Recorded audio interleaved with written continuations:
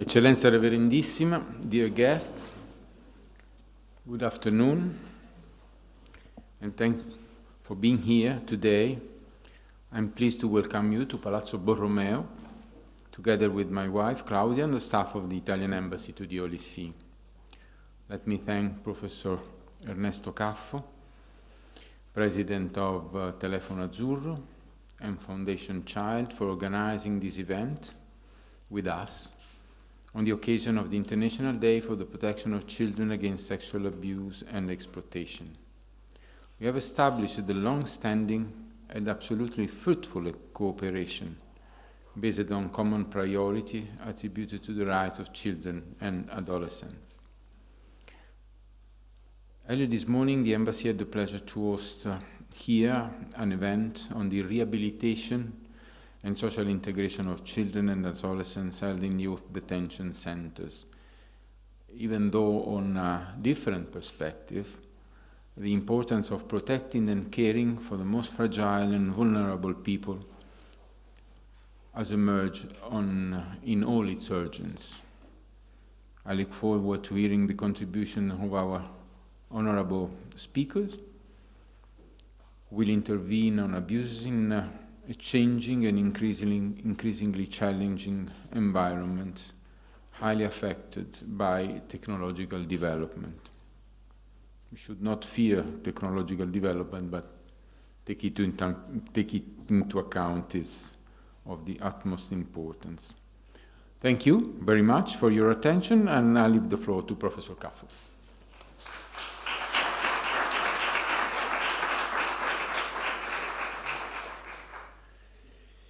I'd like to thank Ambassador Dinitto to host us another time in this wonderful location. Thank to his wife that is absolutely supportive of this very important moment in which we speak about children's rights. And the embassy became a point of reference for all of us to discuss a very complicated topic. Today we speak about children victims of sexual abuse. Is the day in which we remember the Convention of Lanzarote. Is the day in which we remember the International Day for Child Sexual Abuse, decided by the United Nations 2 years ago. Today we will speak a lot about different kinds of abuse. Sexual abuse in the field, in different parts of the world, and we speak too about the digital exploitation of children. This is another important issue that we face in the past is place. Speaking about child dignity in the digital world, with the words of the Holy Father that support in this process all of us, because we know the risk that children live now in a world in which we have a new challenge risk. For example, artificial intelligence is one issue that we have to face. Today we will have many speakers, and but before we have to ask to one colleague, this Fabiolucci, that is the Vice Dean of the University of Rome, La Sapienza, to speak and to make his message, because he had to run for a very complicated situation that happened for a student of La Sapienza in Rome. And with La Sapienza, we are working now together with the Gregorian too for a conference that we organize internationally with Camp Center, IBSCAN, and Telefono Azzurro to speak about child abuse. It will be in June. We will be here, hosted for an evening by the embassy. But it will be a very important moment which will decide the future of children's rights, in this case, in the academic field. Fabio.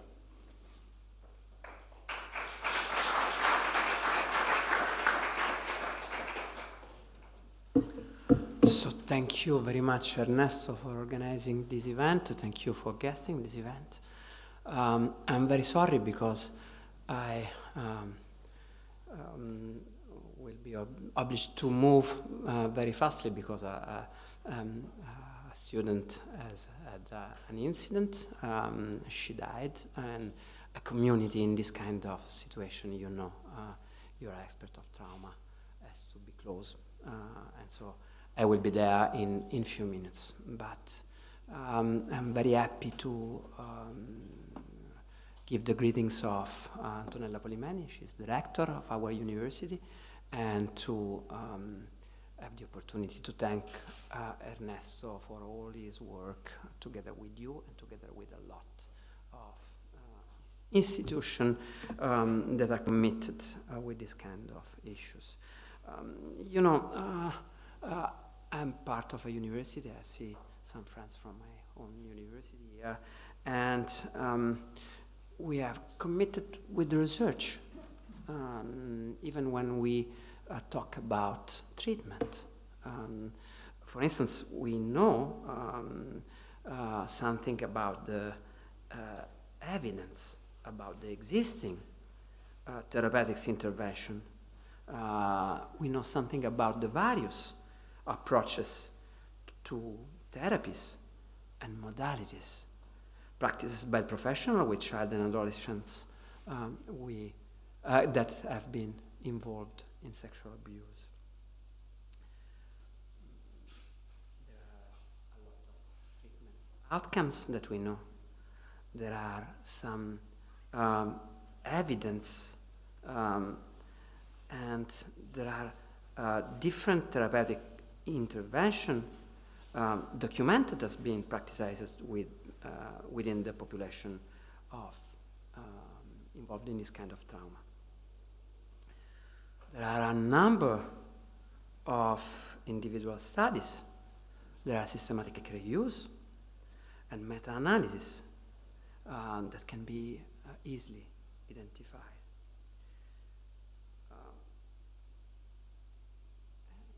Recognize that we are in front of a lot of inconclusive, conflicting, and contradictory evidence.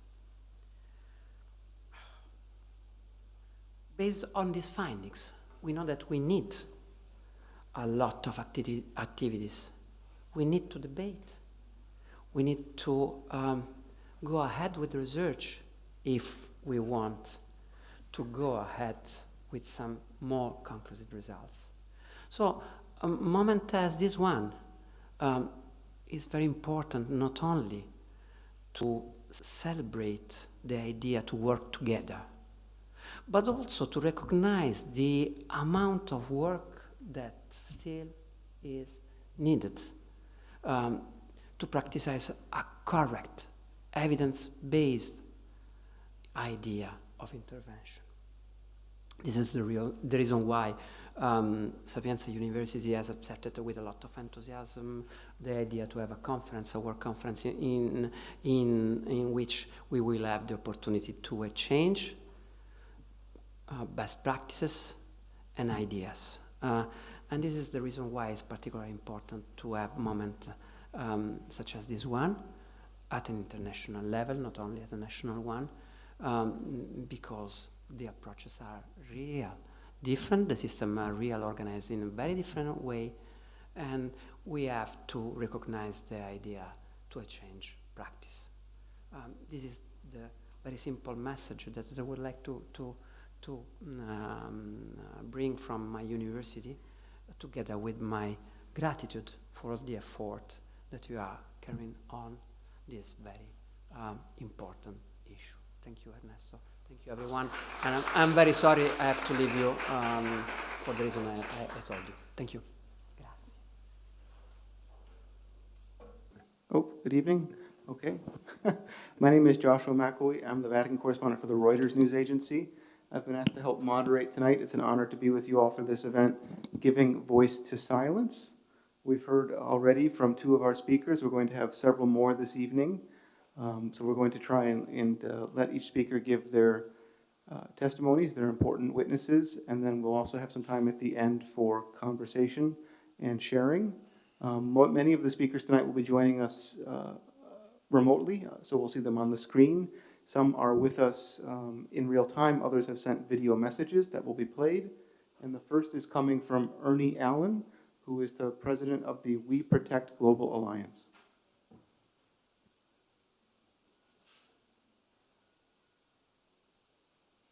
this World Day. And can you hear me? Let me try again. Yes, we can hear you, Arlie.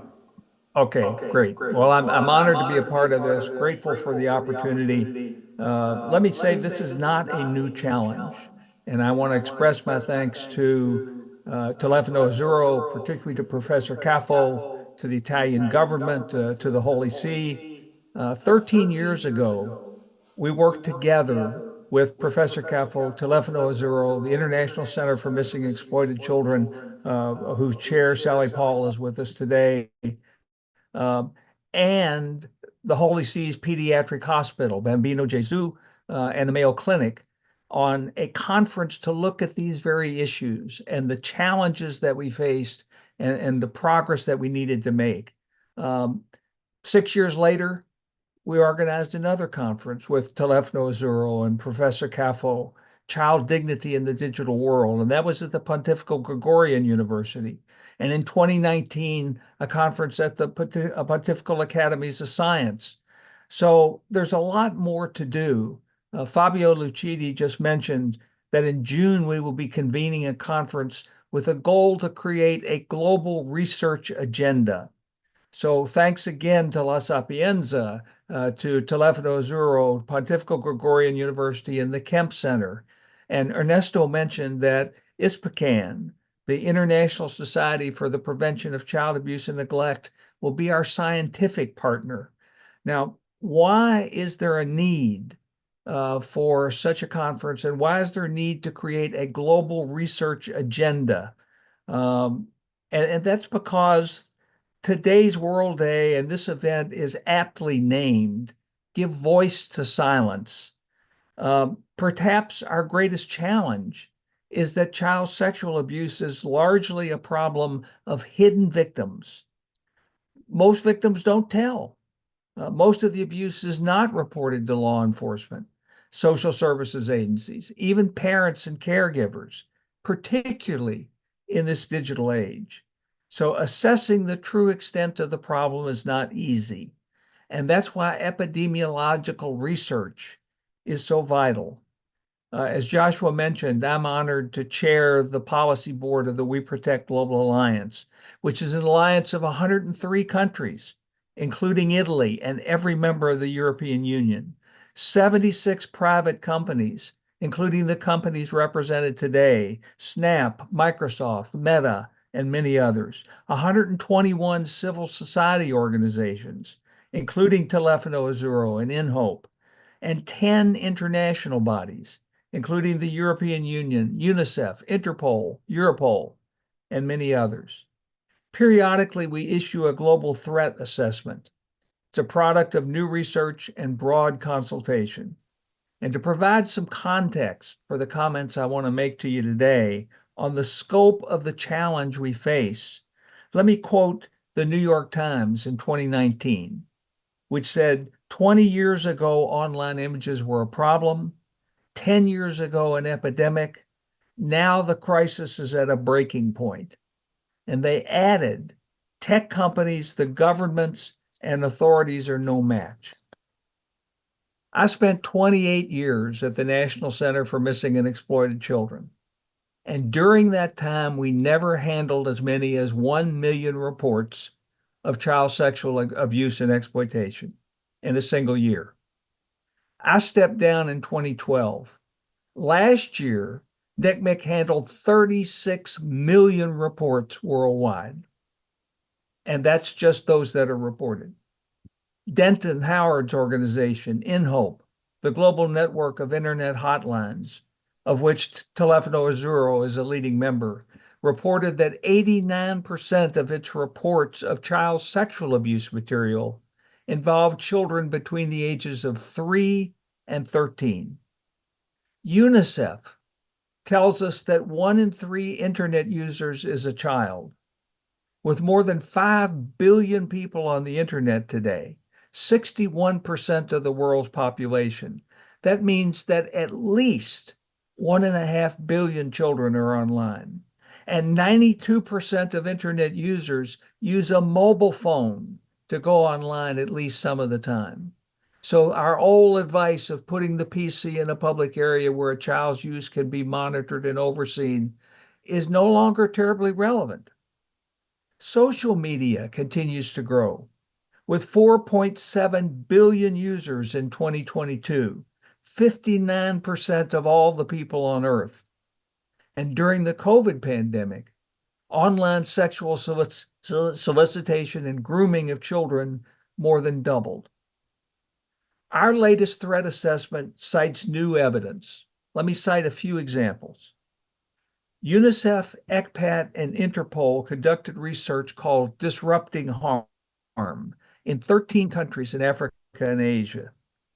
It found that as many as 20% of the children were subjected to child sexual exploitation online in the past year. The Internet Watch Foundation in the UK reports a 360% increase in self-generated imagery of 7 to 10-year-olds from 2020 to 2022. The FBI issued a public safety alert about an explosion of financial sextortion schemes targeting children and teens. NCMEC's report of sextortion increased 7,200% in 2022. And one result of this new phenomenon is a dramatic increase in youth suicide. Artificial intelligence, as Ernesto mentioned, is now being used to create and distribute child sexual abuse material. Grooming of children on gaming platforms is growing. Research found that individuals seeking to abuse children can lock them into high-risk grooming conversations in as little as 19 seconds after first contact, with an average time of just 45 minutes. Younger children are being inundated with inappropriate content online. A UK study found that the average age of first exposure to internet pornography is 13 and declining. Studies in Indonesia and Taiwan found the age of first exposure to pornography has a significant relationship with risky sexual behaviors. There's a lot more I could mention, but we also addressed how best to respond. On this World Day, let me focus a minute on prevention. A recent World Vision study found that compared to prosecution, prevention of child sexual abuse is dramatically under-prioritized and underfunded. We've called for a public health-based approach. This doesn't mean less investment in law enforcement and prosecution. It simply means that the problem is far larger than our capacity to just arrest and prosecute offenders. We need to stop these offenses from happening in the first place. And we need to engage the children themselves. That includes ensuring that children have age-appropriate knowledge and that we remove barriers to identifying victims, including victim shaming. Finally, prevention is key, but so is regulation. Australia has called for global adoption of safety by design, building safety into the design of technology products and services. Other members of today's panel have been pioneers in that space. Some call this our seatbelt moment.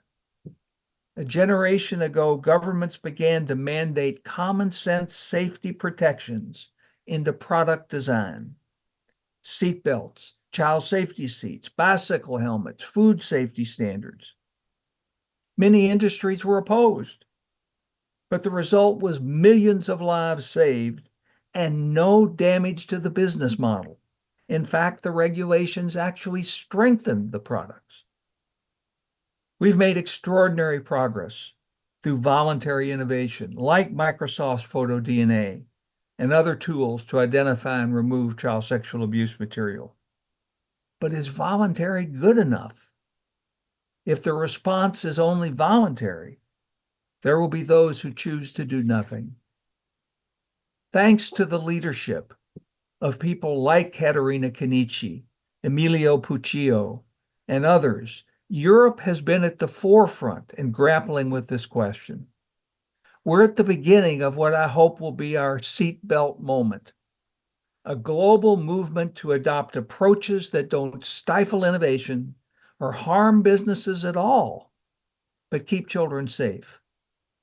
Legislative responses need to be consistent, and common international standards must be pursued.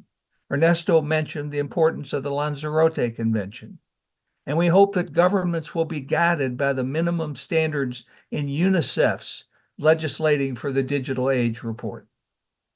There's a lot more, but let me conclude by saying that while we're proud of the progress, there is so much more to do. We must truly give voice to silence. There is a global crisis regarding the sexual abuse and exploitation of children, but it is not yet a priority on global policy agendas. We have to change that. Our leaders have a lot to worry about: wars, climate change, immigration, health crises, hunger, economic challenges, and a lot more. But the abuse and exploitation of the world's children should be at or near the top of that list. Your leadership and the impact of this World Day commemoration and the leadership of organizations like Telefono Azuro can help us make this challenge a true global priority. Thank you for all you do. It's a great honor to be with you. There's more ahead.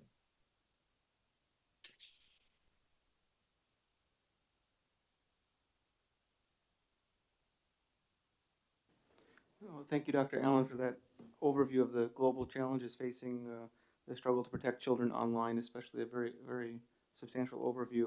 I think we turn now to someone who's in the room with us, sitting next to me. It's Bishop Luis Manuel Ali Herrera, who is the Secretary for the Pontifical Commission for the Protection of Minors at the Vatican. He's been in the role, I think, 5 months here in Rome. Yes. So we can also welcome him to Rome. Thank you.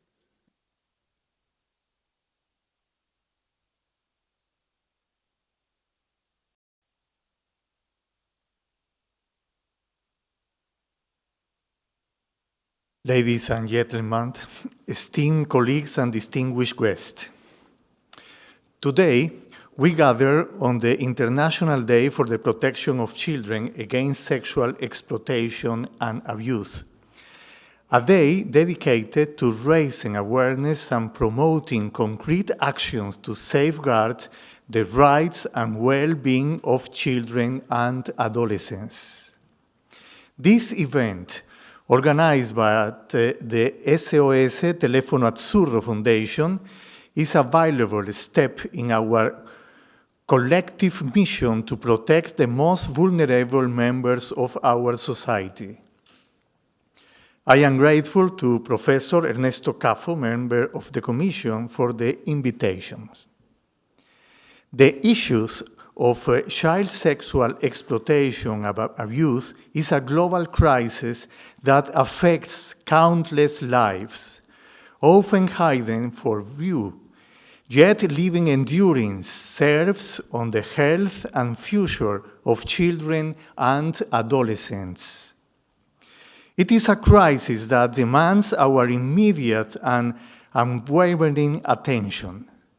Every child has the right to grow up in a safe environment, free from the shadows of exploitation and abuse, and it is our duty to ensure that their rights are upheld.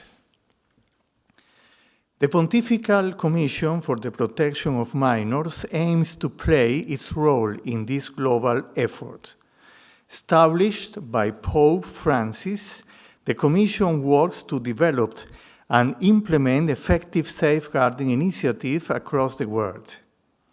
It engages in dialogue with the dicasteries and the Roman Curia and is structured in different regions, including Europe, Africa, Asia, Oceania, and the Americas. This global approach aims to ensure that our efforts are comprehensive and culturally sensitive, addressing the unique challenges faced by children in different parts of the world. One of the key aspects of the Commission's work is its methodology for networking, which involves a synodal process with each of the church entities concerned. This helps in creating collaborative system for mapping and promoting safeguarding efforts across the universal church. This process includes engaging with international organizations and global local NGOs, as well as with victims and survivors to consult and analyze publicly available information, thereby enriching the know-how with diverse perspectives. This is crucial because, as I mentioned in my opening speech at the European Conference Safeguarding in the Catholic Church in Europe, we held here in Rome just a few days ago, it allows us to create a network of the good with capital G, which is antithetical to the web of sex abuse, nowadays so dangerously present in the online world as well. The Commission recognizes the waiting for victims and survivors to come forward is not enough. We have the responsibility to actively reach out and create safe spaces where they feel empowered to speak. This proactive approach is essential in developing resources that help victims heal and reclaim their lives. It is about building trust, offering support, and ensuring the justice is served. We must ask ourselves, how can we better serve those who have been wronged? What system can we put in place to prevent such abuses from happening in the first place? From legislative measures to community-based programs, every aspect of our response must be scrutinized and strengthened. The Commission, during a press conference, presented last month the first annual report, a tool for transparency and accountability, providing a clear audit of progress in safeguarding efforts. Its documents where risks remain and where advances can be found in the church efforts to protect children and vulnerable adults. This report is not just a collection of data. It is an instrument of conversion, promoting a culture of safeguarding and offering a specific recommendation to further progress that has been possible to roll up thanks to the various important collaboration established by the Commission with the Episcopal conferences during the meeting here in Rome, with religious congregations, with the Roman Curia, and with Caritas Internationalis. Furthermore, our international perspectives allows us to learn from best practices around the world. In Europe, we see strong legislative frameworks and community awareness campaigns that are successfully changing the landscape of child protection. In Africa, grassroots organizations are making significant strides in education and prevention, reaching remote areas with innovative situations. In Asia, partnerships between government and NGOs are creating new channels to reach vulnerable populations, ensuring no child is left behind. In the Americas, survivors-led initiatives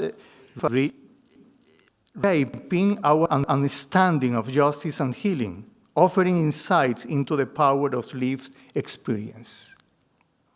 And in Oceania, First Nations people approaches to child protection are offering valuable lessons in cultural competency and community-led safeguarding.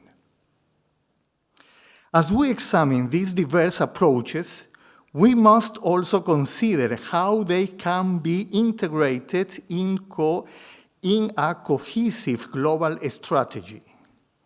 Collaboration and communications are key.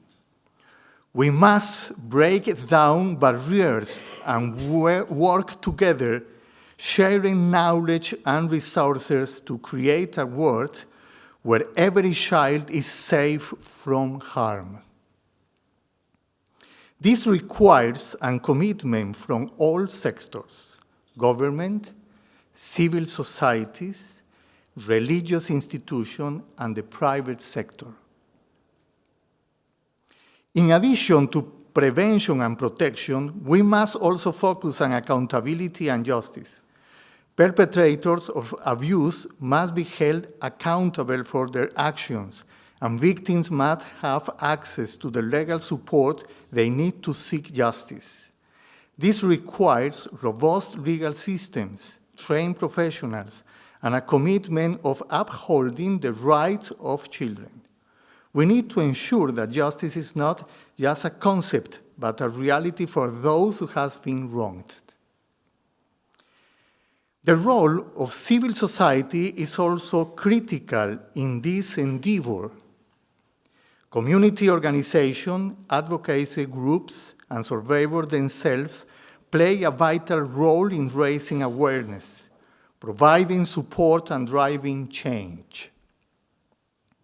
Their voices must be heard, and their contribution valued as we work towards a common goal. It is through their courage and resilience that we find inspiration and direction. Today, as we reflect on the progress we have made and the challenges that lie ahead, let us reaffirm our commitment to action. Each of us has a role to play, whether it is through advocacy, research, policy making, or direct support to children and families. Together, we can create a safer, brighter future for every child. Let us not be compliant. Let us push forward with determination and hope.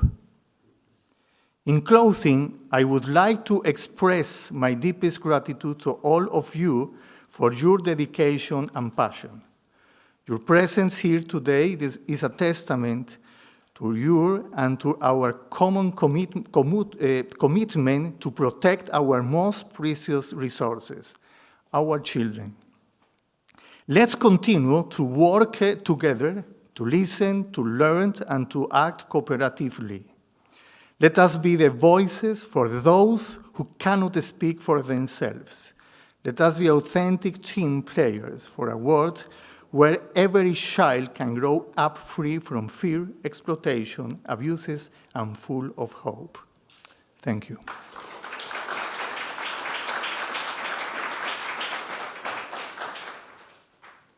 Thank you, Bishop Pereira, for that moving testimony and a window into the work of the Pontifical Commission for the Protection of Minors.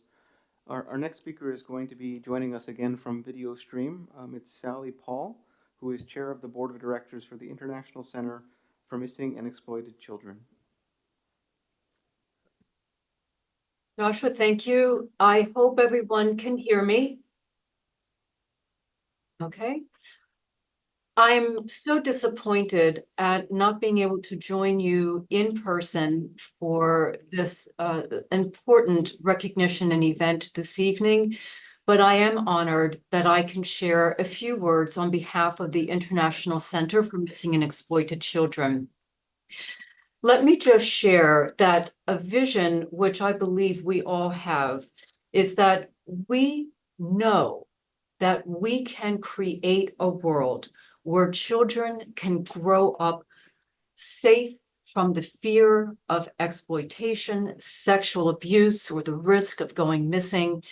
And this is where the International Center focuses its efforts across three core pillars of learning, of advocacy, and of technology.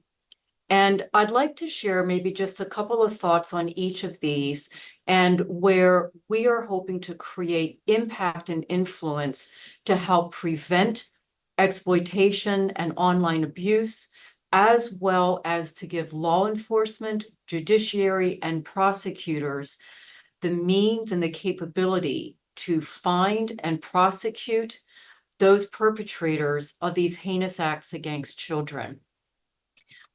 I really appreciated when Ernie kicked off the discussion for this panel that we are indeed in the midst of a global pandemic, one where these criminals are perpetrating emotional, mental, and physical suffering and trauma on children that creates a generational ripple effect that until we are able to more fulsomely address the scourge of these individuals, these criminals, only helps to create a drag on our society and on our humanity. So where is ICMEC most deliberately engaged? On the learning front, we have a unique mechanism of working with countries and institutions at this point across every continent on our planet to help governments understand their own ability to detect, to fight, and to prevent child exploitation and sexual abuse. And from these assessments, we are able to help give training so that they are better able to coordinate both within their countries and with groups outside of their countries to better protect children. On the advocacy front, we are deeply engaged in, I believe, I'm not sure if it was Ernie or perhaps the next speaker, talking about device level protection. This is critically important because we know that so much of this activity is taking place on devices that children have that maybe their parents aren't even aware what their level of access is. Device protection prevents the upload or the download of harmful images and helps to protect the child. And in the world of technology, as we look at our unique missing children's engine, this case management tool, we know that children who have gone missing are particularly vulnerable to exploitation and worse. And with our upgraded technology that we are nearing the point of beta testing with law enforcement in countries around the world, we hope to take the 5,000+ children that this tool has helped to find and safely return home, that we can make this case management tool something that is better deployed by law enforcement and governments around the world. I would like to say that where we have invested significant energy is in our ability to create customized training that doesn't just focus on law enforcement, but ensures that judiciary and prosecutors are equally well versed in a number of different areas of what it takes to first identify that the crimes are happening, understand how to create cyber units that are better able to detect online exploitation and abuse, and ultimately to ensure that police or law enforcement have the mechanism to actually capture and then prosecute the criminals. Since its inception, we have trained today more than 16,000 law enforcement, judiciary, and educators in schools on a suite of programs better able to detect and prevent child exploitation. We also, most recently, have been able to expand our reach into a total of 128 countries around the world. But we can't do this work without the partnership that is represented in this room this evening and the partnership of governments and institutions around the world.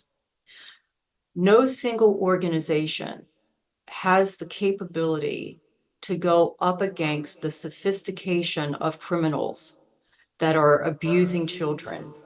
But collectively, we can do this. The last note that I will leave you with is we have not talked yet this evening about how we mobilize society, how we help ordinary citizens to be as outraged as we are at these crimes, and also to take a proactive stance in helping to prevent the crimes from occurring at the outset. We believe we have the means and the capability to do this, but it takes all of us together.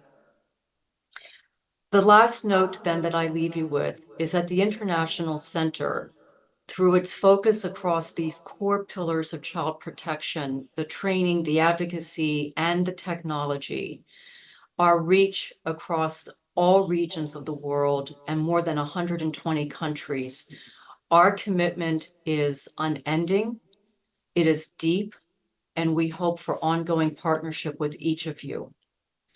Professor Caffo, again, thank you so very much for the invitation to join this evening to share just a couple of comments. I'm truly honored. Thank you.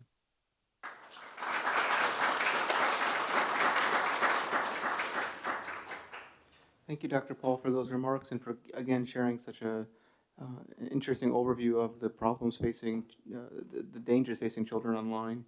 We're next joined also in video link by Anna Maria Corazza Bildt, who is also a member of the board of the International Center for Missing and Exploited Children and a former member of the EU Parliament.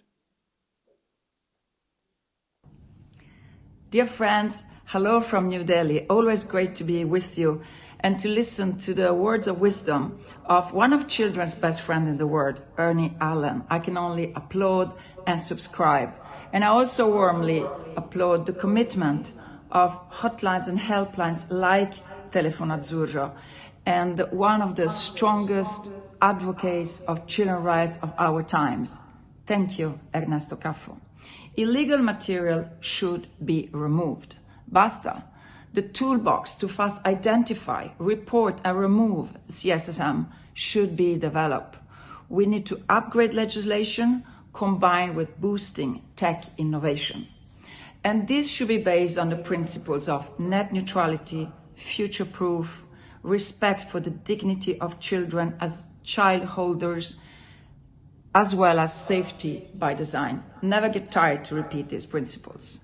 EU policy making and debate has been for much too long and much too much dominated by not only legitimate concerns for privacy, but also privacy ideology and rich lobbies. Children privacy is not less important than adult privacy. And we are talking about crimes, hybrid crimes, law enforcement. It is not because you don't see the blood and the tears that kids are not suffering. And the magnitude of those crimes is not yet fully grasped by public and policy. We have a responsibility to give a voice to those who are not heard and those who have been through those terrible traumas. Break the silence. And I want to take this opportunity to say how important it is to respect survivors, to listen to survivors, and to involve them in policy making. We live in the world of Elon Musk, the oligarch now appointed to remove any legal framework to Silicon Valley. And we have to react by promoting even more good legislation to protect children online. And I'm proud that the European Union has been at the forefront of setting standards for digital services, consumer protection, and artificial intelligence. This can also be used for globally, of course, by adjusting to the different local realities of other parts of the world. When I was an MEP, we adopted the first directive on combating and preventing child sexual abuse and exploitation in 2011. That was followed up by my re-implementation report that stepped up the issues. And then On this basis, the Commission proposal by Commissioner Johansson 4 years ago of a regulation to remove illegal material that has been, unfortunately, much delayed and much hijacked. And I really want here to commend and support my dear friends Caterina Chinnici and Emilio Puccio, who are really standing up in the European Parliament to make sure that we can finalize this controversial legislation that has been watered down. And really time has come to bridge the antagonism between privacy and other rights for children online. There are two good examples. The Safety Online Code, recently adopted in the UK, I have to say, much to the credit of the Fire Rights Foundation, where I'm proud to sit in the board, and the Global Digital Compact, adopted by the United Nations this September at the General Assembly, facilitated also by Sweden. And it is fairly obvious that global crises like sexual abuse and exploitation of children require global solution. People across the world, countries, cultures, faith, religions must get together and mobilize. And the net giants should do more and take into task. And how do we do that? We need not with confrontation, well, with dialogue, but dialogue with teeth. And there are two ways forward to be effective. One, regulating social media. Two, stepping up our cooperation. Let's face it, NGO cannot do it alone. Constantly struggling for funding and advocacy. Let's be honest, funding is an issue. NGOs spend a lot of time doing fundraising and paperwork. And often funding is short-term, conditional, and uncertain. And the dependency from tech giants for funding is increasing. So joining forces has become an imperative among civil society, between private and public, with partnership, with many of the businesses that are really committed to develop tech solutions to protect kids. Social media need to be regulated with age verification tools. It must be introduced from TikTok onwards. There is ample scientific documentation that social media create dependency, lack of concentration, lack of sleep, mental health problem, cyberbullying, sex and sex extortion, and grooming, leading to self-harm, sexual abuse and exploitation, and even suicide. And banning phone at school has become necessary. Banning social media is not, in my view, the good way forward, except for very small kids.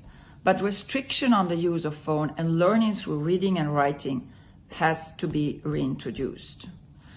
There's a good example of Australia now banning social media under 16-year-old. It might be exaggerated in my view, but it shows that things are moving in the right direction. Commissioner President von der Leyen said in her speech to Parliament in July that she will launch a review, an impact assessment on social media. It's about time.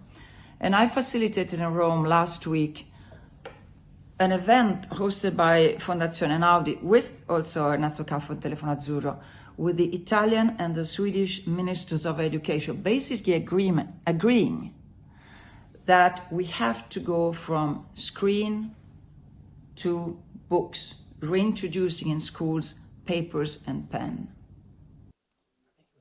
Okay, I think we're finished. But thank you, Dr. Corazza-Bildt, for kind of raising the conversation also to what is happening at the EU level.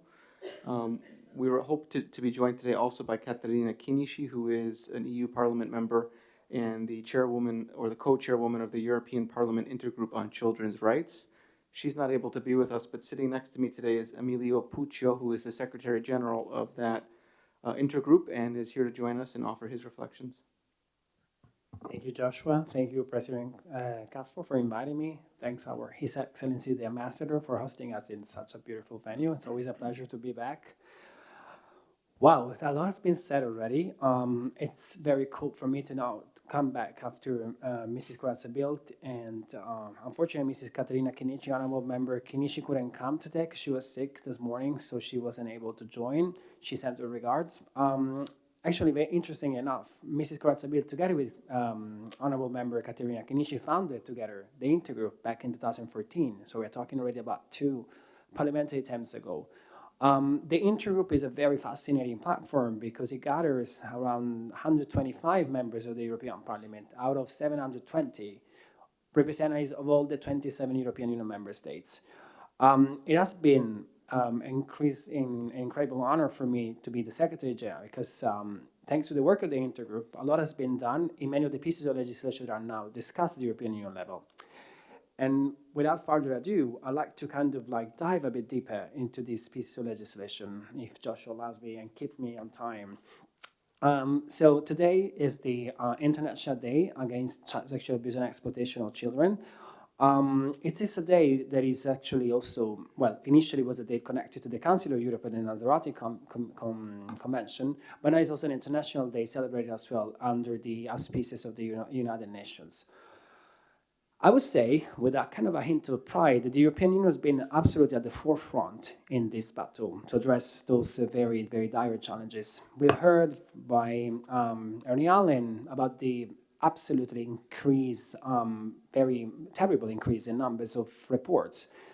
Ernie was talking about 36 million reports received by the National Center for Missing and Exploited Children. And I want to add to that picture that in one report, there can be actually even 100 pictures included. So the number, if we take into consideration the actual number of images, is much more than 36 million. So basically, how did we come about in the European Union to come forward with these very important pieces of legislation that, once again, they put the European Union in absolute leadership in the world? So back in 2020, Commissioner Ylva Johansson published a strategy for a better and more effective fight against child sexual abuse. And again, if you ask me, I think actually the most important, the most powerful weapon we have at hand to kind of address this very, very dramatic scourge of child sexual abuse is in fact legislation. We need stronger regulations. We heard from Anna Maria Corazza-Bildt. And so the European Union has very much, the legislator has taken this very seriously, and it came up with one piece of legislation, which is the regulation to prevent and combat child sexual abuse, which is still unfortunately under discussion in the European Council, which gathers the 27 European Union member states. But it also went further, and now we are debating a new another piece of legislation, which is the Directive 93/2011 to combat child sexual abuse and child sexual exploitation. And you might see that the name is very similar, but they actually try to address two very different issues, in fact. So on the one hand, through the regulation, the European Union has come up with a very important set of regulations, specific rules, that are addressed to all online social media services, so all online communication services providers. So this is a legal instrument, that's why it's a regulation, on the European Union's one single market. I can't stress enough how important it is that the European Union came together and put forward such an important piece of legislation, because when we talk about one single market, we are talking about 450 million people. The European Union, the 27 European Union member states combined population is a very, very, again, 450 million. And in fact, this united single market provides for one of the most, the biggest actually market share of Meta and other social media platforms, and we will hear from them later. So basically, what is actually there is in common among all of these pieces of legislation? We also, on the other hand as well, so this is a very specific choice of the legislator to come up with a legislation that is addressing specifically child sexual abuse. But it is also another, so the commitment to the European Union goes even further. So last year in the European Parliament was approved the Digital Services Act, which for the first time ever puts the fundamental rights at the center. The whole architecture of all these pieces of legislation, albeit numerous and various, is the same. So basically, it's, as has been said as well by Anna Maria Corazza-Bildt, it is not about bashing the company, it is not about preventing children from going online, but it's about regulating an environment where kids, 1 out of 3 users worldwide, is a child. So this requires for a specific approach. And so when we talk about this architecture, what is actually the revolutionary character of all these pieces of legislation is that for the first time ever, all the companies that want to operate in the European Union single market, they have to perform a risk assessment as to whether each of their services and products that they offer online present a systemic risk for child sexual abuse and child sexual exploitation. And so once, and unfortunately, mostly all of the services online that allow users, without even knowing each other, to be in contact, present such a risk. Because we know that unfortunately perpetrators are getting smarter and smarter and smarter in order to actually recruit new victims. So basically, once this risk assessment is performed, and once the company actually identified what are those risks, the legislature goes even further and obliges this company to put in place some mitigating measures. When we talk about mitigating measures, we are talking about, for instance, age verification tools or parental control tools.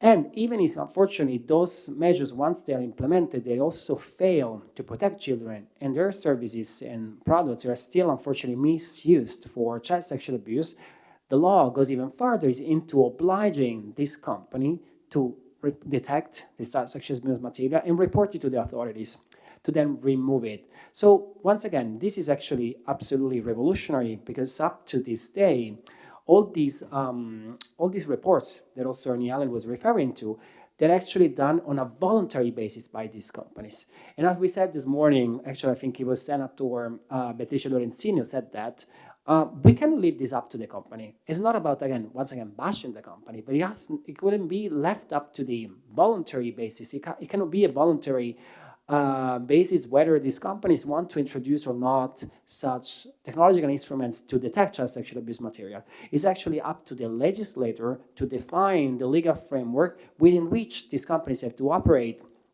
And again, what I think is actually unfortunately striking is that it is hard to understand that those very, when we talk about child sexual abuse, and that's why I mentioned in my very brief introduction at the beginning that there are not only the regulation, which is a legal instrument on the internal market, but the European Union has also gone further with the directive.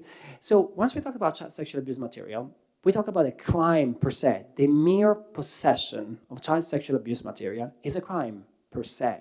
And so is the distribution, so is the production, and it's the possession again. So basically, unfortunately, it's also a very sad reality on how once the child sexual abuse material is produced, and if we let this up and running on the social media services, we are condemning the person, the victim depicted in this very image, for a vicious cycle of re-victimization at basically this person who is depicted in this abuse, which happened a certain moment in time, will be forced to actually suffer and be re-victimized at every single new view of this own material. So once again, what is actually the approach that has been taken here is that the companies which are benefiting from these services and from child users, they need to ensure to embed safety by design rules. They need to embed these rules to ensure that their impact is actually reduced, the negative impact on children, and they're not longer used for misuse, in this case, for being a facilitator and accelerator for child sexual abuse material. Again, you might ask, and I'm gonna go with my conclusion. Of course, the legislation alone, per se, is not the only answer, and it cannot just be, unfortunately, it's not a silver bullet. In fact. So, and that's really why I always appreciate the gatherings of Professor Caffo, because they put together a lot of, actors reflecting this, the need for a multi-stakeholder and multidisciplinary approach when it comes to bring about a real change in this ecosystem. But again, I very much appreciate, and I very much want to, again, with a hint of pride, to commend the amazing work done by the European Union in leading the way. Because if we manage to pass this piece of legislation, the regulation, the European Union will convert into the first ever jurisdiction that is obliging company. And I just want to emphasize one last bit to say that for the first time ever, we're also observing, if we manage to pass this legislation, what we call a shift of the burden of the proof. So once we put in place this legislation, it's no longer up to the victim themselves to report. It can also be very challenging. Let's be honest, it can be challenging. We will hear later by Gemma. It's very challenging to report this kind of abuse. So basically, for the very first time ever, the burden of the proof will no longer be on the victim themselves, but it's going to be, in fact, shifted on the company, which if they fail to fulfill their duty of care, they will be actually also can be dragged to court. And so it's a revolutionary change of approach. And I very much hope that this is going to be passed soon. Thank you so much.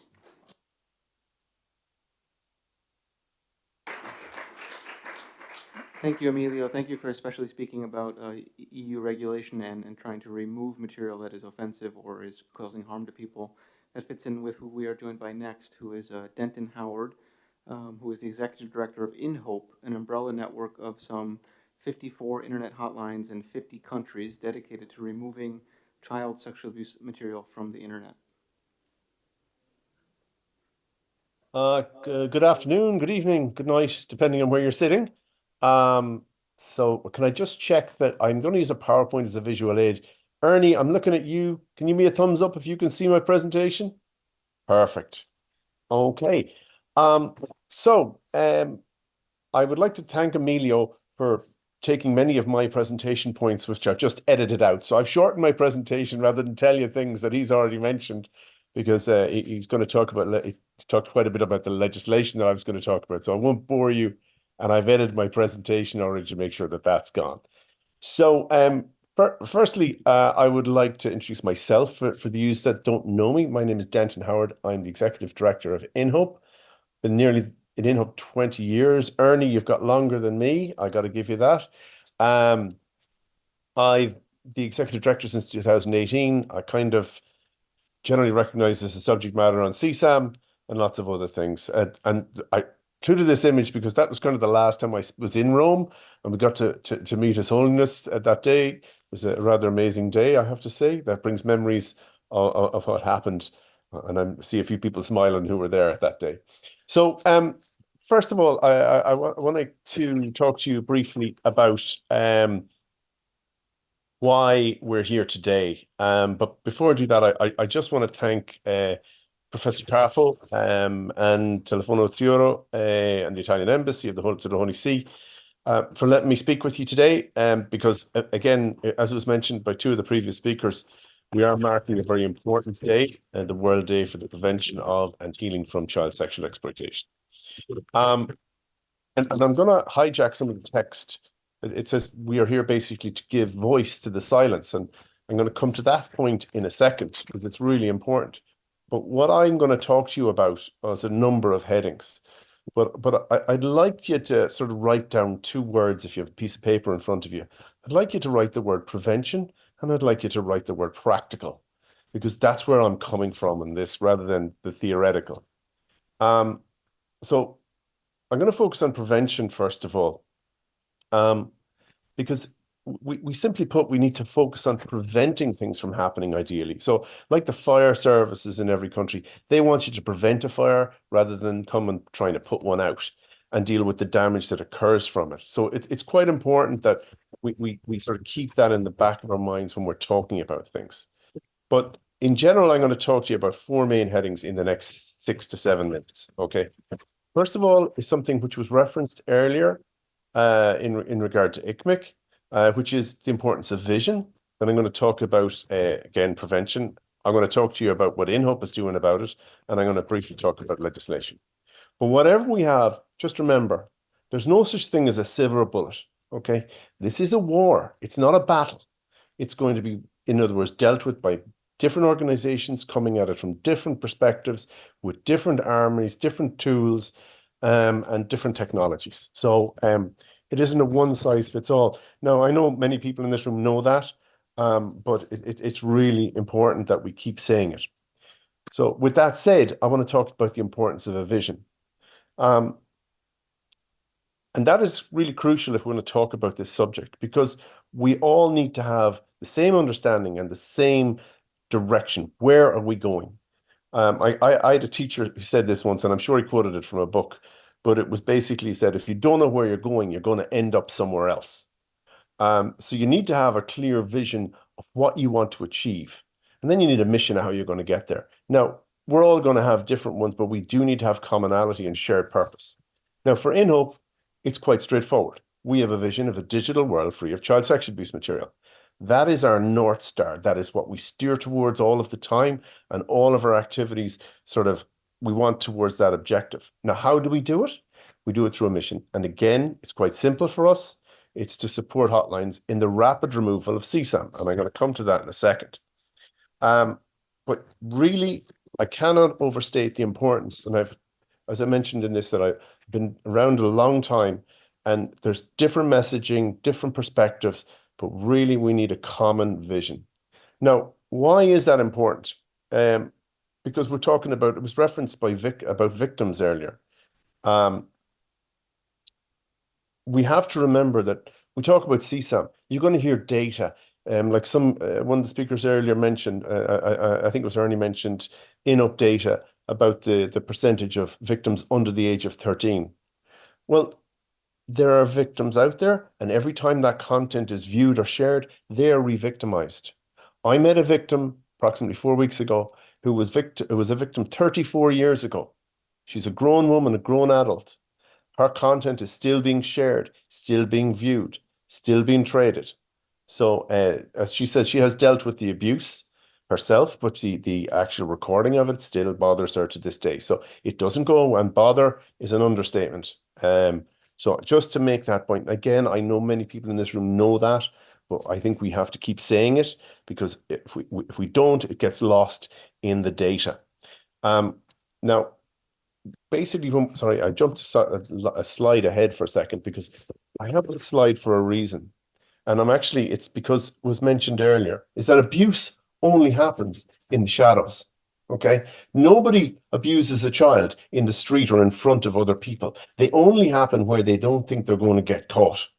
Okay, so how do we stop that? Well, one, to use the line, we shine the light in the shadows, and that's a lovely big term. But what does that actually mean? Well, really what it means is about awareness. Okay, because that is the best weapon. Okay, because if you make people aware of the issue, and if you make potential victims, now obviously very small children can't be made aware, but in terms of once people through education programs in schools about what is acceptable behavior, what is not acceptable behavior. Now, I'm not an educator, but I can see it both as a parent and professionally, I can see the impact. If people know what's right and what's possible, so I'm going to say first priority is education, second priority is education, and third priority is education. And what form that takes has to be the right kind of environment. Obviously, it has to take in cultural and norms within each country, but it has not things, because child abusers and people who are in an abuse situation, which is nearly always in a familial scenario, it's a weaponization of shame, because the victim is afraid to say anything. And that's what perpetrators continuously do. And we all know that there are many situations that the time in which people report abuse, both on themselves, is really long, and normally into adulthood. So really, it's about the shame that people feel, and we have to take away that shame. How we do it, that's to be decided. But again, education is the first step. Now, we only come in, and I'm going to talk about hotlines, we come into it when something bad has happened. We only see something after somebody has been abused. So CSAM, as I said, is child sexual abuse material. So is a recording of the abuse of a child. Now, we as hotlines take reports from the public, we investigate that report, and if it's CSAM, we get it removed from the internet. We have 54 members in 50 countries, and as I mentioned, with everybody is on the same page in regard to our vision. So our primary objective is the rapid removal of child sexual abuse material, that's clear. But that starts at a public report, somebody seeing something, somebody telling. Then the clock starts. We need to get that down so that the content is removed from the internet as rapidly as possible. But we can't do it on our own, okay? First of all, the hotline does the first step, receives the report. The police and law enforcement have to be involved. We have a technology, which is ICCAM. I'm not going to bore you with the technical detail, but I will tell you that's an infrastructure that was paid for and funded by the European Commission. So they must be applauded for that. Prosecutors must be involved, industry must be involved, and if there was space, we'd also put in child welfare organizations. But ultimately, we need to get it from left to right as fast as possible, because the longer that content is up, the more it can be reviewed, reused, reshared, and again, the victim is re-abused again and again and again. Now, again, what I will say to you is the hotline takes a report, we investigate it with cooperation, as you saw in the previous graph. The authorities are used. We think locally and then we act globally because it's a global issue. It's not a national issue. But we have to have national nodes on the ground. Now, because Professor Kaff was there, I just took a screen grab of a reporting page. What does it look like? I would just encourage you, if you're not familiar with them, please go and look at the INHOP website or one of the other websites, our members, to show its commonality about taking reports. Again, I'm not going to bore you. But what I want to show you quickly is we receive reports, and I'm going to use this example as a hotline. Italy receives a report. If something happens in Italy, they have their relationship with industry, law enforcement, hopefully offenders prosecuted, victims rescued, content removed. But that generally doesn't happen individually in the country. It's trans-border. So we have the ICCAM system, which is based in Interpol, and that will identify the country of hosting and forward that report. And in this example, it's in Ireland, and they will repeat that same process. Equally, Interpol, they get the data as well. So for victim identification purposes and general big data hash list creation. But equally important is statistics, which I was delighted that was quoted earlier on, because the numbers that we provide, that's where they come from. So what does that mean? Again, I'm not here to bother you with information, but just the key points. 88% of content that we saw in 2023 was content that had never been appearing on any hash list. So that means there's new victims that the police don't know about. So that's a key important factor, which was new to us. We didn't realize it ourselves. 95% are female. Okay, that may not seem like an important statistic to you, but it's growing. Boys are in the mix as well, and that's growing. 83% are less than 13 years of age, and I can tell you there's not that many 13-year-olds in it. It's towards lower below 9. And again, I'm not going to read those numbers out to you, but what I would encourage you to do is go to datadump.org. We have a data portal. You can pull whatever data you like or what you need to look at. And you decide what you see, and it's kind of self-intuitive. But to the point I wanted to get on to about legislation, and this is really important, and especially to reinforce the points that Emilio Puccio was saying. We are entering oh wait a minute, I lost the slide. The era of regulation. Prior to this we've had a situation where the self-regulatory approach pushing along. Whether you disagree or agree with it, regulation is here or is coming in a bigger way. Some simple things. The Digital Services Act has requirements for trusted flagger status. That itself presents some challenges because of recognition. There's differences of opinion on interpretation of the criteria. Again, I hope that will be resolved in the near future, but it is ongoing. Currently, there are a very limited number of trusted flaggers within the European Union. As Emilio also mentioned, the EU CSAM regulation, he was much more polite about it than me. I say it's stalled and it's been blunted. I've spent a lot of time, myself and two of my colleagues in Brussels, advocating for the regulation. Now, while it wasn't perfect in its draft and we'd had things that we wanted amended, the fact that it's sitting in the long grass, I hope it gets moving, but my optimism is waning. I'll be in Brussels later in this week. Hopefully I'll learn some more. Again, I keep quoting Emilio, so apologies, Emilio. In terms of the recast of the CSAM directive, this, from our perspective, is a really positive thing because it will actually put hotlines and similar organizations into the articles of legislation, assuming that it makes it through the legislative process. That means that we will become legally we'll be on the pathway to legal recognition in member states, meaning that there will be a required presence or reporting platform within each country. Again, reference the Online Safety Bill in the UK and the Online Safety Act in Australia. Again, they have large powers and they are now in force.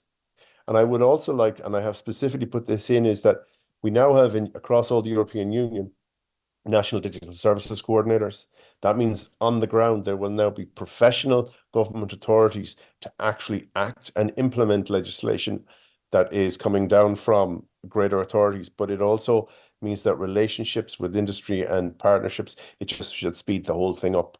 I just hope it doesn't get stuck in bureaucracy. And I'm working with a lot of them to try and make sure that that doesn't happen. Dr. Howard, I'm being Oh, asked you're if we going to might cut be me able to off. I know wrap I it up. ran off, Yeah. but I've been called doctor. So I'm going to run off and finish and just say, come back to my first point. Awareness and education is the most powerful tool we can do. And it's only by everybody working together can we achieve it. And with that, I want to thank you. And I'm going to stop talking and shut down my presentation. Thank you.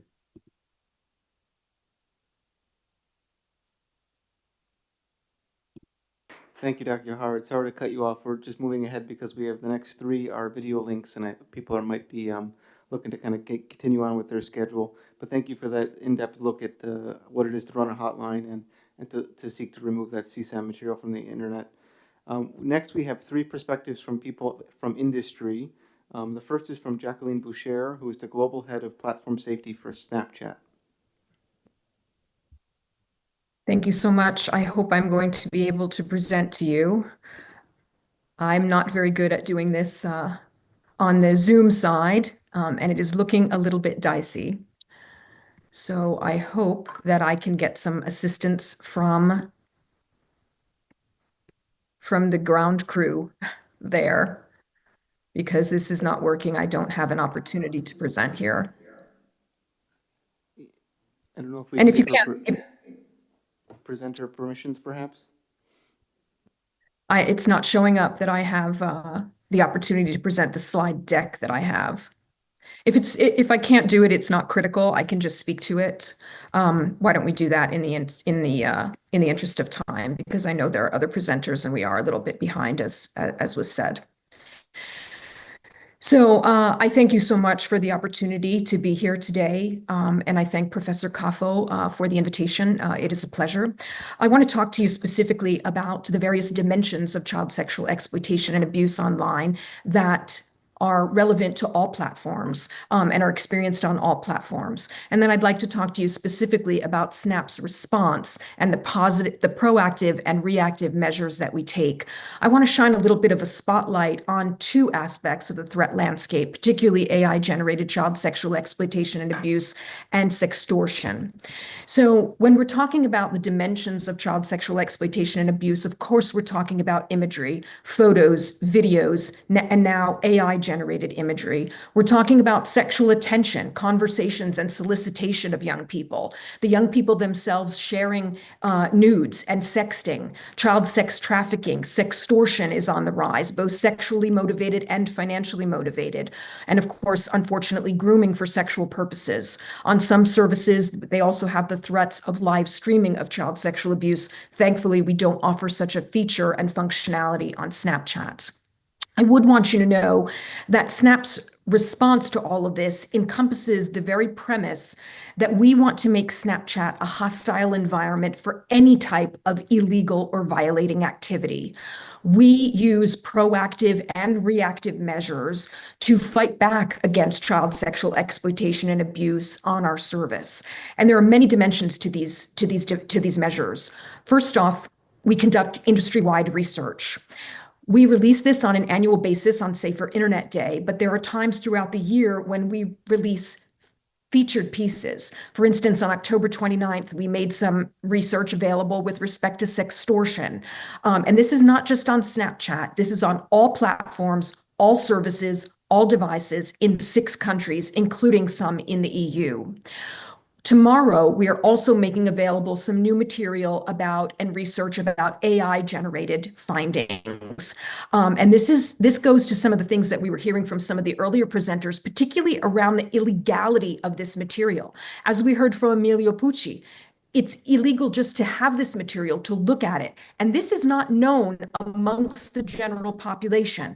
And that includes teenagers whom we surveyed, 13 to 17, young adults, ages 18 to 24, and parents of teenagers between the ages of 13 and 19. We need to make sure that people are aware of the illegality of even just possessing, looking at this type of material. In place at Snapchat, we have zero tolerance policies for all of the dimensions of child sexual exploitation and abuse. We're also leveraging different types of innovative approaches to detect this material. I very much appreciate Denton Howard's comments about the role of hotlines and helplines. They are essential, but we want to try to get to the right-hand side of Denton's continuum. We want to make sure that we're looking for this material, identifying it early, so we take it down before it becomes a report. So we're using technologies like PhotoDNA, like Google's CSAI match to find illegal videos, like Google's Content Safety API to find new, never before hashed imagery. That's where we really want to be, early in the process, before it comes to an actual report. Also at SNAP, we're employing what we would call behavioral signals to detect bad actors and violating content. So when it comes to the actual in-app warnings and tools that we provide, if young people, for instance, have few mutual friends in common and they've made a new request, they've been asked to be friends with someone, we flag that to them. If other people that are trying to be friends with young people have been blocked by others, we're going to flag that for young people. If they're also being asked to be friends with someone in a distant geography where things like sextortion are known to permeate, we're also going to flag that for young people. We have tools for reporting, blocking, and removing friends and bad actors and content. And we also offer parents and caregivers and trusted adults like clergy members, counselors, other teachers and educators, the ability to report content and report accounts and work with young people so that they have their back on the service. We also work cross-industry. We work cross-sector with hotlines, with helplines, with NGOs, with academics and researchers. We have our own safety advisory board that's made up of 19 individuals, some specializing in child sexual exploitation and abuse. And this year we added a teen council. It's a pilot program in the US where we're asking young people themselves what they're doing online, what they're experiencing, and how we can make those experiences safer and healthier. We, of course, support law enforcement in their investigations. And as Denton said, I grew up at Microsoft. Before I joined SNAP, I was at Microsoft for 22 years, and I grew up on awareness raising and education about these types of issues. There's so much that could be prevented if people were just aware, and that goes for teens and young people and young adults and educators and parents and everyone across all sectors.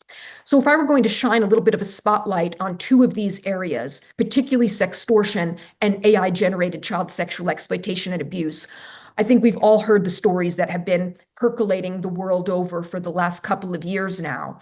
And when it comes to sextortion and fighting it on Snapchat, I want you to know that we've been pushing back against this type of abuse for the better part of 2 years now. And one of the first things that we did was we put in place a targeted reporting reason for financial sextortion. We don't want young people to have to scroll through and say, oh yes, I want to report financial sextortion. That's not something that's really relatable to them. And as we know, in so many of the dimensions of child sexual exploitation and abuse, young people oftentimes don't even realize that they are being abused. But if someone is asking them or asking them for nudes and threatening to share those nudes unless some types of demands are met, that is something that young people can relate to. So our targeted reporting reason is they leaked / are threatening to leak my nudes. And we've been given counsel from others externally that that would be an appropriate way of describing it. I talked a little bit about our behavioral signals. We have in place for sextortion a signal-based enforcement policy. So if an account is demonstrating certain characteristics, it is locked for sextortion. We're repeatedly analyzing trends and patterns and techniques of bad actors. We're doing this cross-platform research, as I said, and we just released some new data on October the 29th.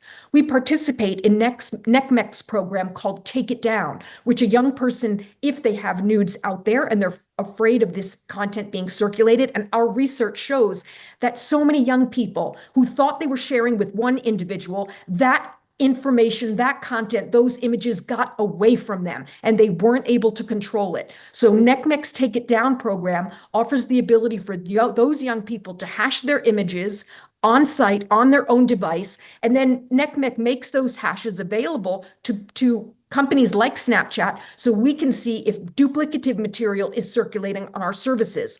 We participate in a similar program out of the UK from the Southwest Grid for Learning for 18 plus as well.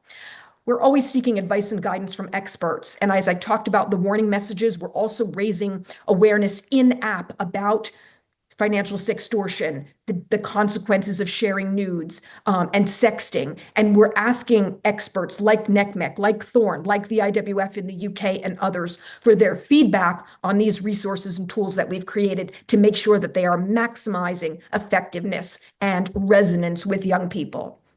In terms of AI-generated child sexual abuse, we at SNAP have to be extra vigilant and diligent when it comes to this material because we operate an AI conversational chatbot called My AI. So we have to guard against attempted generation, and we have to guard against the resharing and distribution that may have been of this type of imagery that may have been created on some other platform.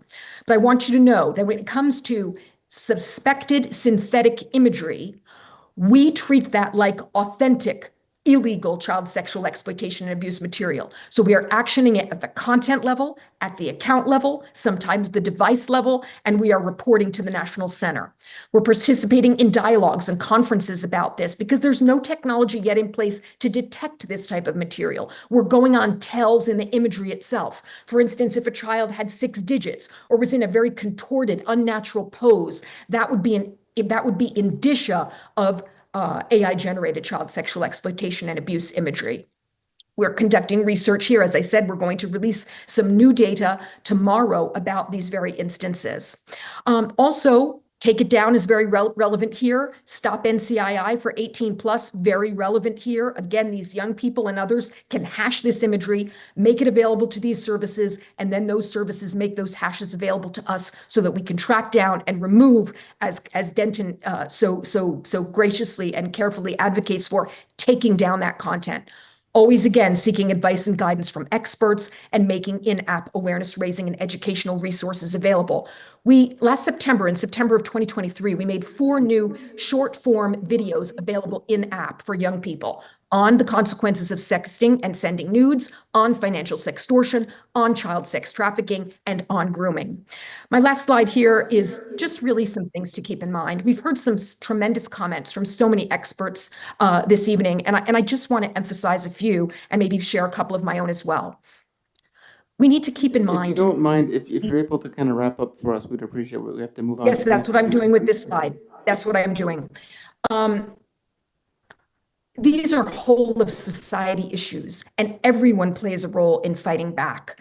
When it comes to silver bullets, we need to keep in mind that there are none, technological or otherwise. There is no space online or elsewhere that can truly be designated as safe.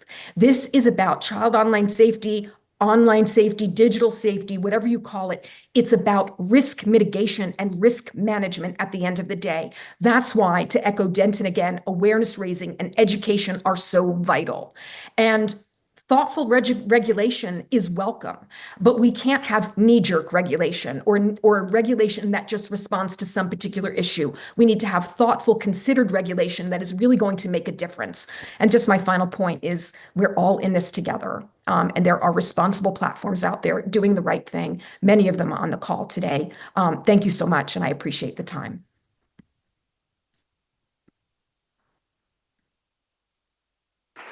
Thanks so much for your insight. Sorry to rush you along. We're just falling a little bit behind schedule. I'm wondering if maybe we can come back to the video we'll be playing and go straight to David Miles, who I think is with us and is the Director of Safety Policy for Europe, Middle East, and Africa for Meta.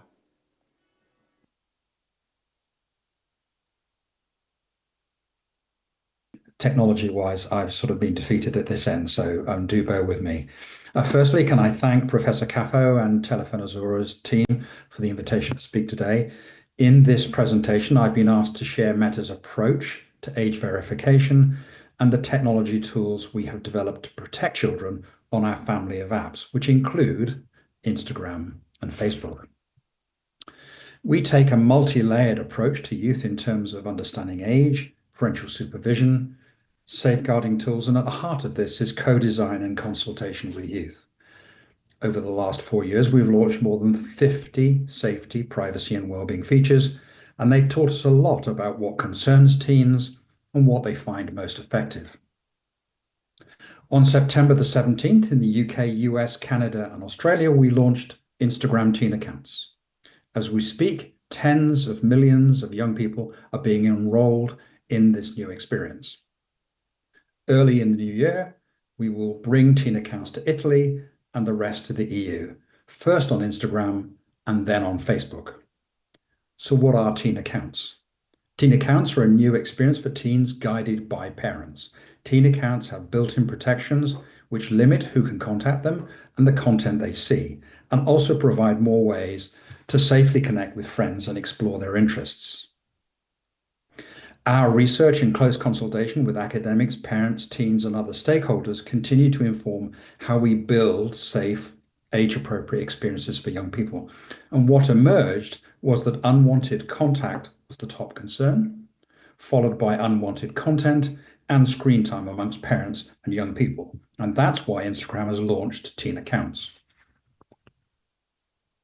So this will limit who can contact teens and the content they see. Teens under 16 won't be able to change any of these settings to be less strict without getting the parents' consent. In other words, even those in public accounts will be defaulted into private accounts until the parent decides to change that. That is a radical change in the way Instagram works. We're committed to ensuring that teens have safer, more private and age-appropriate experiences when they use our services. Let's talk a little bit now about understanding age. We do a lot to understand people's age and take a continuous, again, multi-layered approach to refine the accuracy of user age through their online journey. The reality is that no single method will work 100% of the time and for every user. So rather than relying on a single step process, we believe it's more effective to build a suite of tools. And these include age collection at sign up, community reporting, building AI to detect age estimation, and educating users. However, we are committed to driving innovation on this front and are tackling this issue from multiple angles. Understanding age is complex and an industry-wide challenge that requires thoughtful solutions to appropriately balance privacy, effectiveness, and fairness. While we have built a robust approach to age assurance, we believe the most effective way is to implement age assurance at App Store or operating system level. It's easier for parents, more privacy protective, and the capability already exists. In the US, the average teenager uses more than 44 apps on their phones, and in Europe, it's even higher. We believe that a significant step forward could be taken at a European level to ensure that parents only need to verify the age of their child once. Thereafter, their child can be placed into age-appropriate experiences on every single app. I hope you found that useful, and thank you for the opportunity to share Meta's approach to age assurance and some of the top technologies we use to protect children.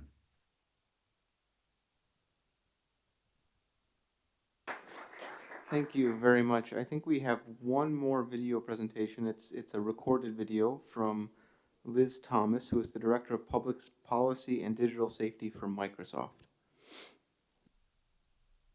Good evening, and thank you for the opportunity to address this eminent gathering. Thank you also to Telefono Azzurro and the Italian Embassy for bringing this important event together to mark the International Day for the Protection of Children Against Sexual Abuse and Exploitation. My name is Liz Thomas, and I represent Microsoft as a Director of Public Policy for Digital Safety. Days and events like this are critical to ensure that we do not lose sight of the ongoing urgency of this mission and to centre the voices of the young people affected by this harm. This harm is not only a grave violation of the rights of the children impacted, but also a profound societal challenge that continues to demand our collective action. At Microsoft, we have a long-standing commitment to combating child sexual exploitation and abuse online, and we know we have a role to play in that collective action. Our approach is multifaceted, focusing on advancing policies, building partnerships, and developing innovative technologies to help protect vulnerable children.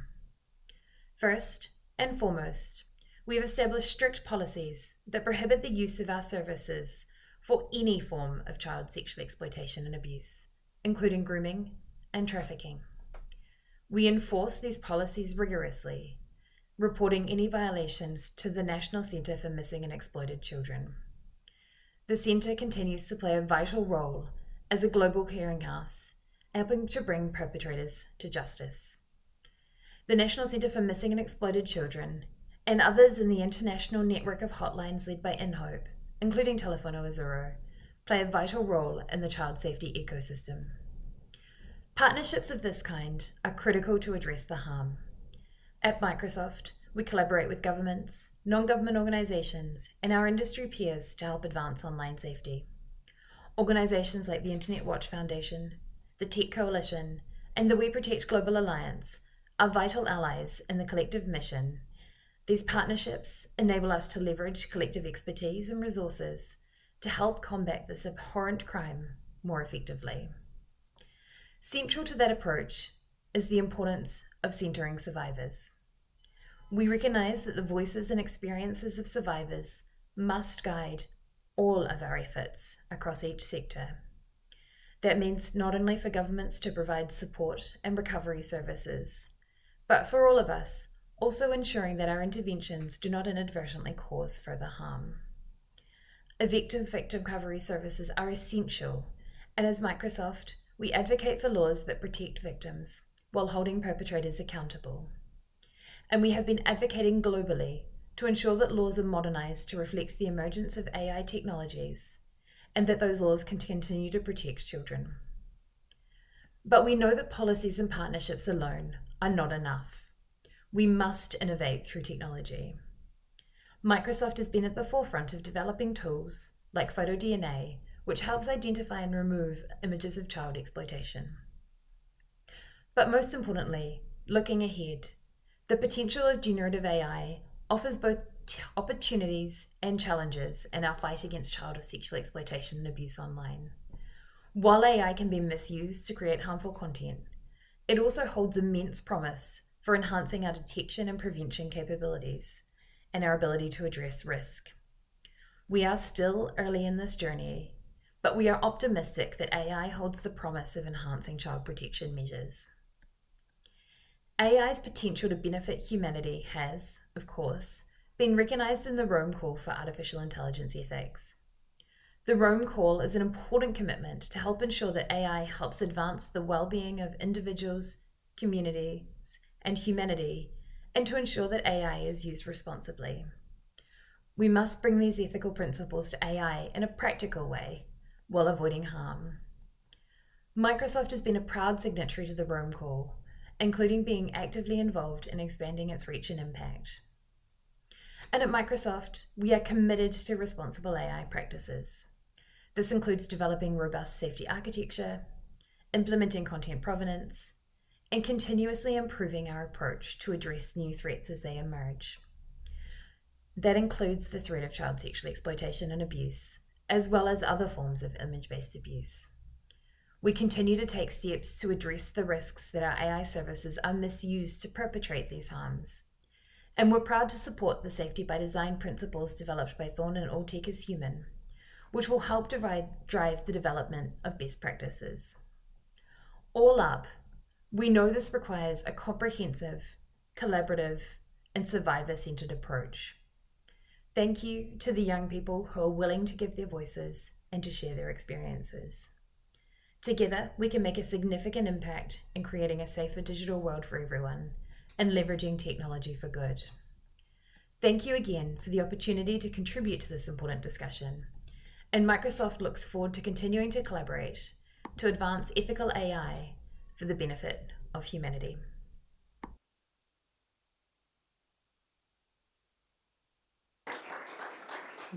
We're going to shift now from an online presentation to one in the room with us, and we're going to shift from industry back toward the space of clergy abuse in the Catholic Church.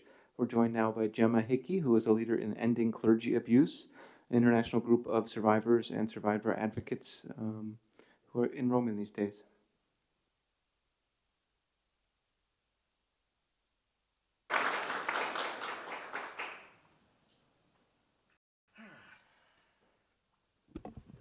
Thank you. Thank you so much. I came to this event with the invitation of Father Zollner. And as you can see, I am not Father Zollner. And I just got a last-minute invite. He said, "You should go. I can't go, and you're a survivor. You need to talk." So I said, "Okay, who's going? What's happening? What should I wear?" I didn't bring a suit with me. And he said, "Well, you know, I wear the same thing every time. I'm a Jesuit, and I'm a priest. And so it's okay, whatever. Wear your sports jacket." I said, "Okay, thank you. Thank you, Father." So I did prepare something a little different than what's been presented online, but I'm a writer. And so I will pull this up and begin. And the theme is give voice to silence. And so that means sometimes having difficult conversations. It means talking about things that we don't really like to talk about. And so I challenge you here to open your minds. And if you can't do that, then please open your hearts to what I have to say. Ambassador, Professor, distinguished guests, ladies and gentlemen, new friends, buongiorno. Did I say it correctly? Firstly, Professor, to call you a champion, a term often used by Father Zollner to describe your work for children's rights, could not be more fitting.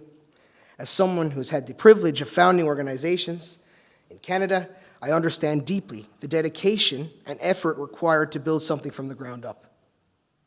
As a survivor, I want to express my heartfelt gratitude for your unwavering commitment to helping people like myself. Your national helpline for the prevention of child abuse has changed countless lives, providing a lifeline when needed most. As a Canadian, it's an honor to stand before you today at this notable venue. The Italian Embassy to the Holy See serves as a unique diplomatic bridge, given the Vatican's role as an independent sovereign entity and its significant religious and political influence on the world stage. Italy, with its remarkable legacy, spanning from the masterpieces of the Renaissance to its culinary technological innovations, resonates deeply with Canada. The influence of Italian immigration has shaped the fabric of our society, from our art and politics to food and communities. Our two countries share strong diplomatic and economic ties, united by a common commitment to human rights, sustainability, and multiculturalism. Yet, alongside these shared achievements, we must also confront a darker history, one of harm and injustice, that we must acknowledge and address together. Rome, like much of Italy, is known for its breathtaking art, its ancient structures, yet at the heart of this storied city lies the Vatican, cue the bells. The seat, the Pope, the epicenter of Catholicism, but beneath the grandeur and the history, there lies a truth, one that cannot be hidden behind the walls of the church or the weight of its legacy. Each time I come to Italy, I imagine what it might be like to experience this incredible country as a tourist, immersed in its beauty, its culture, its charm. But when I arrive, I do so with a heavy heart and a profound sense of responsibility. I am not here today as a mere visitor, but rather as a survivor, not only of clergy abuse, but of the silence that has allowed that abuse to continue for far too long. The silence of those who knew. The silence of those who should have spoken out.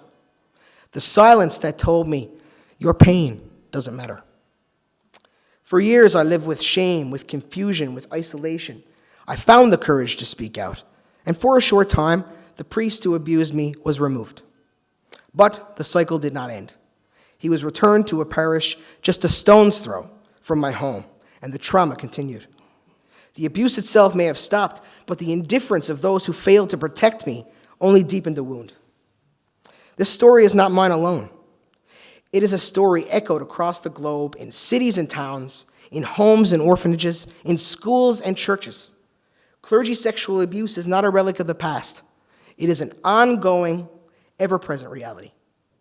While countries around the world have begun to act, investigating, issuing reports, and despite countless exposés in media and ongoing legal battles led by brave survivors, the church from a survivor's perspective, seems to lag.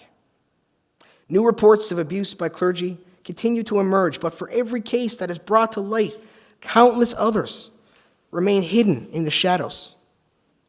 My home province of Newfoundland and Labrador, like all of Canada, carries the deep wound of clergy abuse.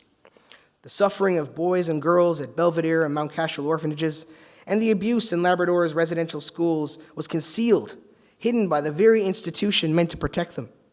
The cycle of harm continues to haunt generations. Its damage far-reaching.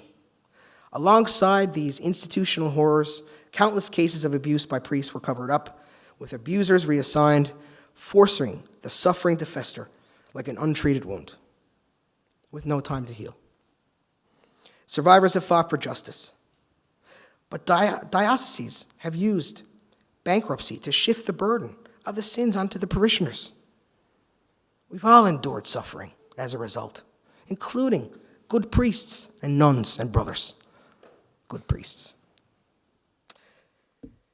As a result, while our abusers continue to serve without consequence, as many remain on the altar, survivors are left to endure a life sentence, confined to a prison of memory.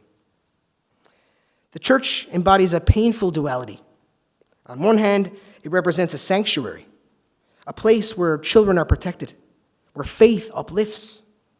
On the other, it has become a graveyard of deep violation, where the sanctity of human dignity was shattered beneath the guise of religious authority. This contradiction is the lived reality for many survivors. We are left to reconcile the sacred and the profane in our own lives. For those who have suffered within this institution, healing is not just about confronting the trauma. It is about dismantling the false sense of security and reverence that the Church once symbolized. And yet, in the shadow of the Vatican, an institution that refuses to acknowledge not only my abuse, but my very identity, I feel a surge of untapped strength. Walking through the streets of this ancient city is like stepping into a living library, where the stories of empires past and the echoes of masterful artistry reveal the profound depth of human civilization. Cities built upon cities, each rising from the remnants of what came before. I am struck by our inherent ability to rebuild, to reimagine ourselves, no matter the destruction we've endured. Just as Christ rose again, just as the streets of Rome have risen from ruins, so too can we begin anew. As a transgender, non-binary survivor of clergy abuse, I didn't just reclaim my mind, I reclaimed my body. Battered and violated, but far from broken. In doing so, I become the architect of my own design. We are not defined by the past, we are the builders of what comes next. Having undergone profound personal transformation and played a role in changing laws in Canada, I know that real change is possible. Earlier today, I had the privilege of speaking at a joint press conference as president of Ending Clergy Abuse, a global coalition of survivors and human rights activists from over 25 countries. Sitting beside me was Father Zollner, and together with our colleagues from both sides, we launched a zero-tolerance law aimed at amending canon law to end clergy abuse. A big goal. The proposal is a small but meaningful step forward, albeit symbolic at this point. But as the saying goes, Rome wasn't built in a day. And like the ruins buried beneath the city, the church must be rebuilt, not from stone or marble, but from the rubble of silence, denial, and abuse. I identify as non-binary, which means I embrace all parts of who I am, the girl who was abused, and the man I am becoming. To be non-binary is to live outside the confines of traditional gender roles, and in doing so, I've come to see the world in a way that challenges the boundaries others might place on identity, pain, and healing. This lens allows me to view my experience not as a simple story of victimhood, but as a complex journey that involves both the suffering I've endured and the resilience I've discovered in myself. Looking at my past, I see the abuse I suffered, but I also see the larger context in which it occurred. When I reflect on the priest who harmed me, I no longer see him simply as an abuser. I see him as a product of the same system that harmed me, a victim, too, of the institution we were both raised in. The church, with its power structures, hierarchies, and deep-rooted dogmas, shaped both of our lives in ways that I can now better understand. In recognizing this, I don't deny my pain, nor do I minimize the damage done. But I have learned to acknowledge the system that shaped both the abuser and the abused is key in breaking this cycle of harm. It is this broader understanding, this ability to see the humanity in all of us, that has helped me break the silence and continue the work advocating for survivors. True healing and restoration can only begin when we confront the destruction of the past and rise from the ashes, stronger, better, and unafraid to face the truth. That's how I feel when I look in the mirror now. And after hearing everyone tonight, that's how I feel when I look around the room. Thank you.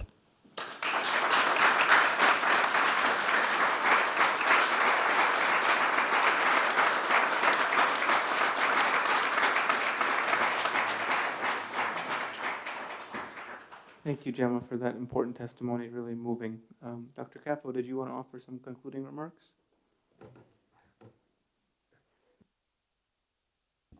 Only a few words, because I think it's very important to listen to the victims as we work from 30 years to listen to children victims of sexual abuse and abuse in different forms. And this is the reason we convene with the support of the ambassador this meeting, because we try to find a solution.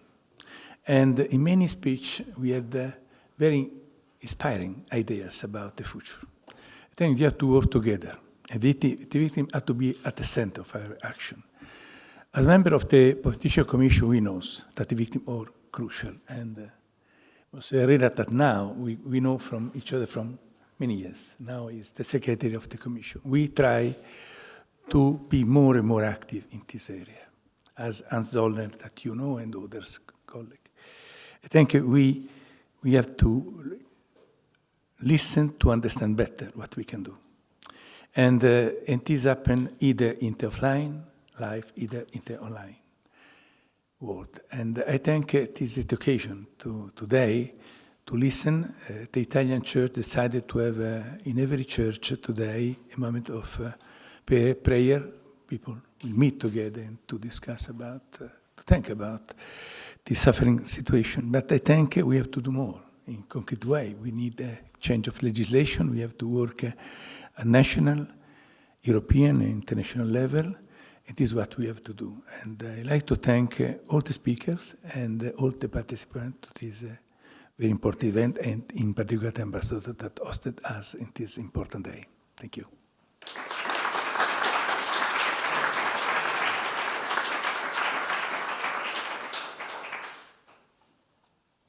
I think that's the end of the program. Thank you all. Thank you, Ambassador. Thank you for having us. Thank you, Telefono Azzurro. Thank you for all the staff that were organizing all of this and making sure that we had video connections and audio. So thank you very much.